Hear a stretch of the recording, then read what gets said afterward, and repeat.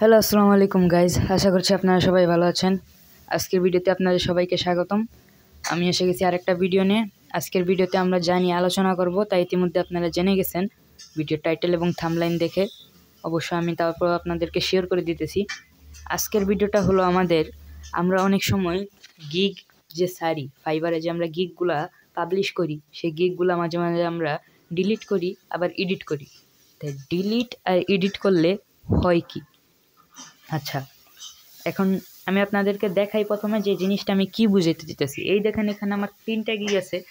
3টা গিগের এই যে পাশে এইখানে আমি একটা জিনিস দেখাই আপনাকে। এটা হইলো, এই দেখেন এইখানে যে এই যে দেখতেছেন এই যে এরোর মতো যে চিহ্নটা সবগুলা গিগের পাশে আছে, এটাতে ক্লিক করলে কিন্তু যখনই ক্লিক করবো তখনই এই দেখেন অনেকগুলা সেকশন এসে দিতেছে। এই দেখেন live portfolio, add video, delete, share, pause, edit, preview. এখন এখানের মধ্যে 2টা অপশন দেখেন, 2 নম্বরে আছে একটা আর 5 নম্বরে একটা আছে। 2 নম্বরে হলো এডিট আর 5 নম্বরে হলো ডিলিট। এখন এডিটের বেলায় আসা যায়। এডিট করলে কি হয়? এখন দেখেন যে মনে করেন আপনি কোনো একটা কাজে গেছেন, অথবা মনে করেন গ্যাস বিল, কারেন্ট বিল কিছু একটা দিবেন। তবে বর্তমানে তো এগুলো লাগে না, সব অনলাইনেই হয়। তবে গ্যাস বিল বা যেটাই হোক, বিদ্যুৎ বিল আমরা যখন দিতে যাই তখন আমরা লাইনে দাঁড়াই। হ্যাঁ, এখন লাইনে দাঁড়ানোর পর মনে করেন আপনি হলেন 21 নম্বর আর আপনার সামনে আরও 20 জন দাঁড়ায় আছে।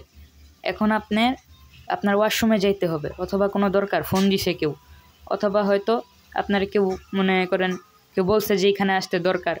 তো আপনি আপনার জায়গাটা রাখলেন, আপনার কাজটা 1 মিনিটের বা 2 মিনিটের। আপনি বললেন যে আপনার আগে আছে এবং পিছনে আছে সম্ভবত, সে আপনাকে বলল যে আপনি তাকে বললেন যে ভাইয়া আমার জায়গাটা একটু দেখেন। হ্যাঁ, এই কথাটা বলে আপনি যখন ওয়াশরুমে গেলেন অথবা কারোর সাথে কোনো কাজে গেলেন বা 1 মিনিটে আপনার কোনো প্রয়োজনে আপনি বেরোইলেন, তখন আপনি যদি আবার ওইটা থেকে আপনার ডিসমিস হয়ে যদি আবার ওইটাতে যদি আবার রিভলভ হইতে যান, তাহলে কিন্তু আপনার একটা বড় একটা সমস্যা হবে। মনে করেন আপনি ওয়াশরুম থেকে আইসা দেখছেন যে আসিল 20 জন, হয়ে গেছে এখন 80 জন। এখন কি করবেন? এখন যদি আপনি আপনার জায়গাটায় যান, সেই লোকটাকে চিনা, আপনার সামনে পিছনে যে ছিল আশেপাশে, তারা কিন্তু আপনাকে কোনো কিছুই বলবে না, কারণ তারা অবশ্যই জানে যে আপনি ছিলেন। কিন্তু যারা এরপর থেকে আসছে, মনে করেন আপনি 21 নম্বর ছিলেন, এরপর 22 থেকে যারা আসছে 80 পর্যন্ত, এখন আমার এটা বুঝান, 22 থেকে 80 সংখ্যা বেশি নাকি 1 থেকে 21 সংখ্যা বেশি? অবশ্যই 22 থেকে 80। এখন এই 22 থেকে 80 জন যারা আছে তারা ক্ষিপ্ত হয়ে যাইব, আপনারা বলবো যে আপনি এখানে আসছেন কে, আরও ধুরুমিয়া আপনি এখানে আসছেন কে, এটা সেটা বিভিন্ন ধরনের কথা বলবো, আপনার সাথে বাকবিতণ্ডা জড়াইব। তো আপনি তখন কি করবেন? আপনার মান সম্মানের চিন্তা করবেন, অথবা যদি আপনি জোর কইরা থাকতে যান, তাও তারা আপনাকে জোরাজুরি কইরা, যেহেতু আপনি পরে আসছেন, আপনার যে এখানে জায়গা আছে এটা 1 2 জন বললে, সাক্ষী দিল, প্রমাণ দিলেও তারা মানবে না। কারণ আপনি যদি সেখানে দাঁড়ান, তাহলে তারা 1 জন কইরা বাইরে যেতেছে, সময়টা তাদেরও সময় দরকার, সবাই প্রয়োজনেই আসছে। তাইলে এখন আপনার কি করতে হবে? এই আপনি দাঁড়াইলেন, মনে করেন 30-এ, আসলেন 21-এ, ওয়াশরুমে গেলেন বা কোনো কাজে গেলেন, আইসা দেখলেন যে আপনার আবার 81-তে দাঁড়াইতে হইতেছে। এখন শেষ পর্যন্ত মনে করেন আপনাকে তারা টাইনা হেসড়ায়া জোর জবরদস্তি কইরা তারা আপনার পিছনে নিয়ে যাইব গা। এখন আপনি চলে গেলেন কোথায়? একদম পিছনে মনে করেন 81 নম্বরে চলে গেলেন। এখন আপনার এখানে লাভটা কি হইতেছে? তো এই জিনিসটা গিগের এডিটের ক্ষেত্রে হয়।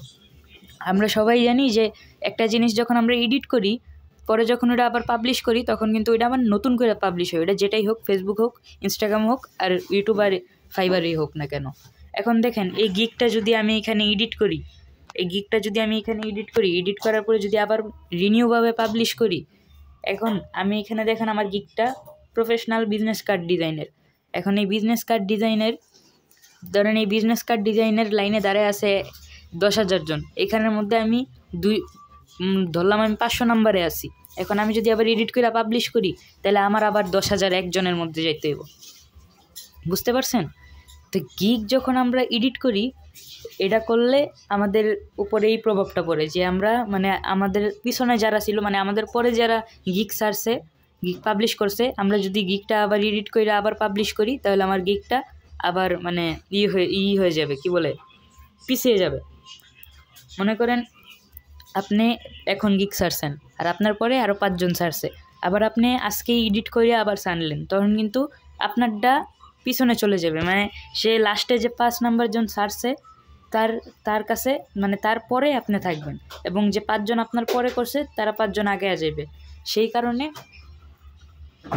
সেই কারণে গিগ এভাবে এডিট করাটা উত্তম না। আপনার যা করবেন যখন প্রথমভাবে যখন গিগটা এডিট করবেন, মানে এই ভুলটা আমি নিজেও করছি, আমি জানতাম না। আমি কয়েকদিন আগে আমার মেন্টরের কাছ থেকে আমি জানতে পারছি যে এই যে আমরা যখন গিগটা এডিট করি তখন এই সমস্যাটা হয়। আসলে আমাদের গিগ এডিট করলে আমাদের যে গিগের র্যাঙ্কিংটা থাকে সেটা আবার নতুন করে হয়, তখন কিন্তু প্রায় সমস্যা হয়। আমি এটা দিয়েই আপনাদেরকে বুঝালাম যে আপনি একটা লাইনে দাঁড়াইছেন, চলে গেছেন, আবার আসছেন আপনার জায়গায়, আবার আসছেন আপনার জায়গা নিতে, আপনি কিন্তু জায়গা নিতে পারবেন না, আপনার আবার ওই পিছনে দাঁড়াতে হবে। এটাই আমি বুঝালাম। যদি আপনি এডিট করলে আপনার গিগটা এখান মানে ওই লাইন থেকে বেরোয় যাবে, যাওয়ার পর আপনি যখন আবার ওটা পাবলিশ করলে ওইটা আবার একদম পিছনে চলে যাবে। তাই আমি আপনাদেরকে এটা বুঝালাম যে আপনারা মানে দরকার না হলে আপনারা দয়া করে চেষ্টা করবেন যে গিগটা আপনারা এডিট করতে না। এবং যদি আপনাদের এরকম প্রয়োজনই হয় তাহলে আপনারা প্রথমে যখন গিগটা পাবলিশ করার আগে আপনারা সব কিছু ভালো মতো দেখে নেবেন যে সব কিছু ঠিক আছে কিনা, বা টাইটেল ঠিক আছে কিনা। সব কিছু যখন ঠিক হয়ে যাবে আপনি গিগ বানান, 2 ঘন্টা 3 ঘন্টা 5 ঘন্টা একদিন লাগায় বানান, কিন্তু আপনার গিগটা একদম যখন পারফেক্টলি হয়ে যাবে তখন আপনি এই গিগটা পাবলিশ করবেন। তো বন্ধুরা, এই ছিল এডিটের বিষয়। এখন আসেন আমরা ডিলিটের বিষয়ে আসি। ডিলিট করলে কি হয়? এই সেম কাহিনী। আপনি লাইনে দাঁড়ান, লাইন থেকে যখন আপনি সরে যাবেন, মনে করেন আপনি আজকে লাইনে দাঁড়াইছেন, আজকে কয়জন ছিল? 20 জন।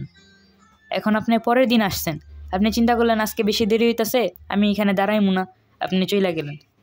এখন লাস্টের দিকে আপনি চিন্তা করলেন আগামীকাল আসবেন, আগামীকাল আসলেন, আসার পরে আপনি যখন আবার মানে নতুন করে আপনি লাইনে দাঁড়ালেন, তখন আপনি একই সময় একই জায়গায় এসে দেখেন যে সেখানে 20 জন না, সেখানে 120 জন বা 220 জন দাঁড়ায় আছে।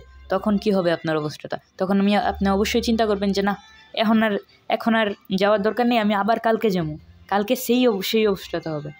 তাই আমি আপনাদেরকে বলবো যে আপনারা গিগ ডিলিট করার চেয়ে গিগ এডিট করা উত্তম, যদি গিগে কোনো ভুল থাকে। আর গিগ এডিট করা থেকে গিগ পাবলিশ করার আগে সব কিছু দেখাটা উত্তম।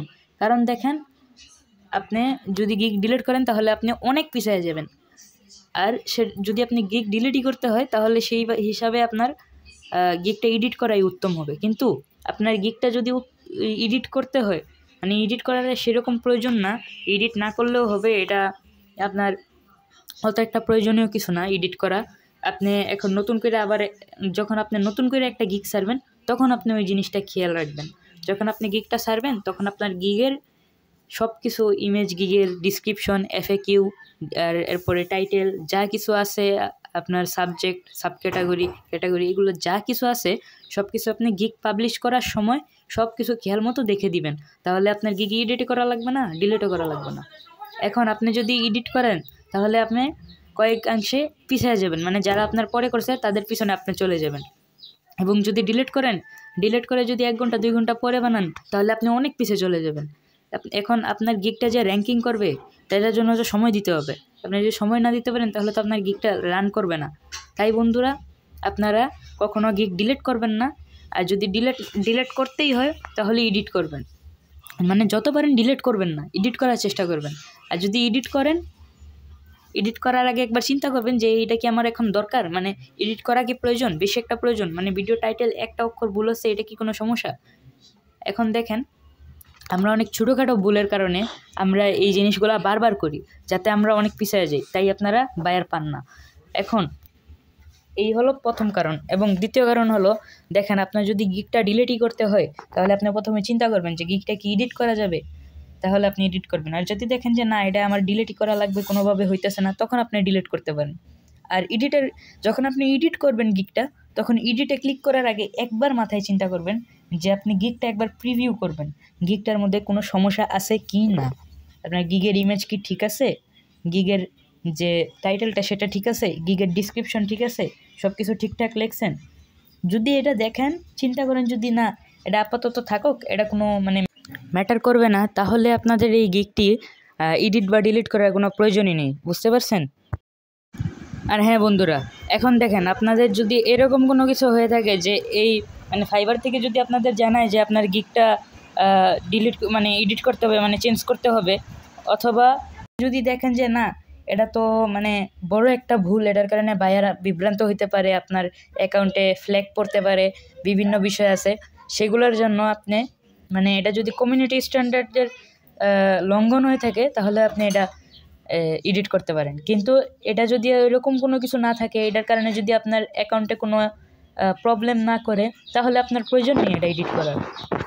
কেন এডিট করবেন? এটা এডিট না করে এটা থেকে যদি আপনি র্যাঙ্কিং করে 1-2টা বায়ার পান তাহলে তো ভালো না, ঠিক না? এখন দেখেন আপনারা কি করবেন, এইখানে আপনারা যখন গিগটা তৈরি করবেন তখন সেটা খেয়াল রাখবেন যে গিগে সব কিছু ঠিক আছে কিনা। যদি একান্ত ভুল হয়ে যায়, তাহলে যদি ছোটোখাটো ভুল হয় তাহলে ওইটা ধরবেন না, ওইটা বাদ দিবেন। এবং যদি দেখেন যে বড় কোনো ভুল, আপনার অ্যাকাউন্টে কোনো ফ্ল্যাগ পড়তে পারে বা অন্য কিছু হইতে পারে, বা এটা ফাইবারের কমিউনিটি স্ট্যান্ডার্ড যেটা আছে ওইটার লঙ্ঘন হয়েছে বা ভায়োলেন্স হয়েছে, সেই হিসাবে আপনি গিগটা এডিট করতে পারেন। অথবা ফাইবার থেকে যদি আপনাকে কোনো নোটিফিকেশন দেওয়া হয় যে আপনার গিগটা চেঞ্জ করেন, তাহলে ঠিক আছে। বা এখন যদি আপনাকে কোনো কিছু বলাও না হয়, আপনি ওভার কনফিডেন্স এবং ওভার ডিপ্রেশনে গিয়ে এটা যদি এডিট করেন, তাহলে কিন্তু লসটা আপনারই হইতেছে। আবার যদি এটা ডিলিট করে আবার পরের দিন সেম গিগটা ছাড়েন, তখন কিন্তু এটা আপনার আরও বড় লস হইতেছে। আবার এই কাজটা ভুলও করবেন না। আর আপনারা সবাই তো জানেন যে গিগ সবার সমান হইতে পারে না, গিগ সমান হইলে সমস্যা আছে।